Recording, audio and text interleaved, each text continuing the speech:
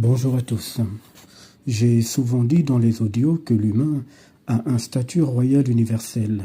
En d'autres termes, il est vu comme étant un roi ou une reine. Je vais vous en dire plus sur ce statut ainsi que sur ses conséquences en astral des entités. Dans le monde de l'ignorance, c'est-à-dire dans le monde de la mort, dans la planète Terre. Avant tout, il faut savoir que tout le monde a une apparence dite humaine, cependant tout le monde n'est pas humain au sens réel. Il y en a qui sont des êtres universels, mais leur âme, leur conscience sont enfermées dans le monde de la mort. Leur âme est prisonnière du corps de chair, du corps humain, dans ce qui est également vu comme étant la planète Terre. Il y a également une catégorie d'humains qui est totalement une fabrication du démiurge, de l'entité appelée Dieu sur la Terre par usurpation. Visuellement, les deux humanités se ressemblent, sauf que leur essence n'est pas la même. Une fois que j'ai dit ça, je reviens sur le sujet de la souveraineté. Je m'adresse ici à l'humain universel, à ceux-là qui sont prêts à être en connexion avec leur propre esprit. Si vous êtes arrivé sur cette chaîne, c'est que votre temps cosmique est arrivé, afin que vous ayez des informations réelles pour que vous puissiez savoir qui vous êtes, comment vous êtes vu dans l'immense univers d'Abraxas.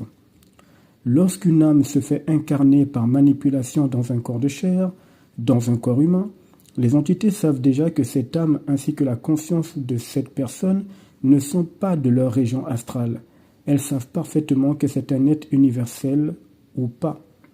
L'humain qui se trouve dans les régions de la mort incarné ou pas du tout a été usurpé dans son statut royal universel. Chaque fois qu'il y a incarnation ou réincarnation, il y a vol du statut royal universel de l'humain. Pourquoi ? Parce que celui-ci, ou encore celui qui se fait incarner, place directement une autorité astrale, donc une entité, au-dessus de lui. Mais ça, l'humain ne le sait pas, parce que les entités le manipulent très fortement durant ce processus, et ensuite elles effacent sa mémoire. Et comme l'humain se fait incarner en donnant son accord de façon directe ou indirecte, eh bien, durant le temps de sa présence sur la Terre, il est spolié de son titre royal. C'est l'entité appelée Dieu qui récupère ce titre royal en se faisant pas appeler roi des rois et seigneur des seigneurs, comme cela est indiqué dans l'écrit religieux biblique.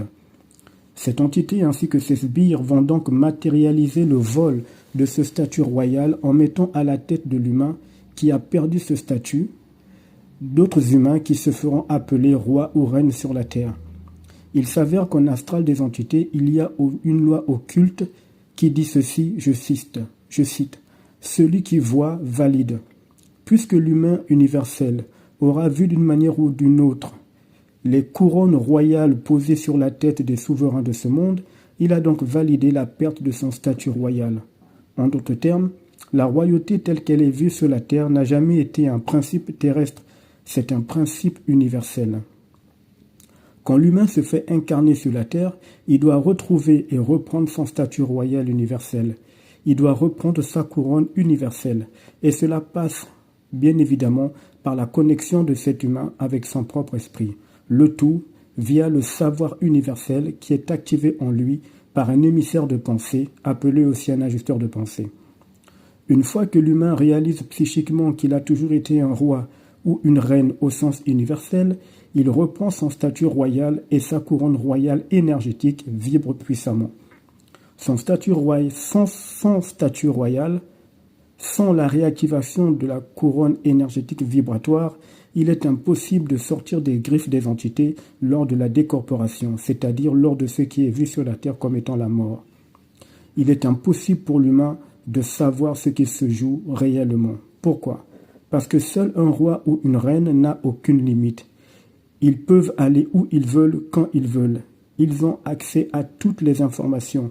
Et seul un roi ou une reine décide. La décision est royale car elle n'est pas sous influence émotionnelle. L'illusion du choix est pour les gens qui sont soumis aux entités anti-hommes, car l'illusion d'avoir le choix est toujours émotionnelle.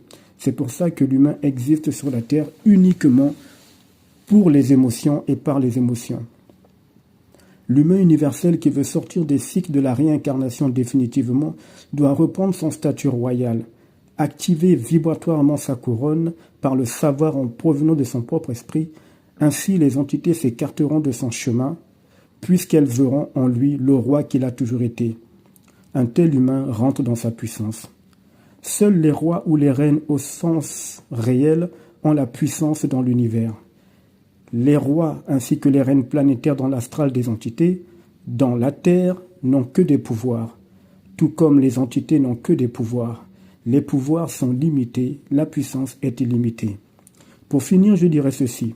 Un roi n'a peur de rien, et rien n'est au-dessus d'un roi au sens universel. À plus tard.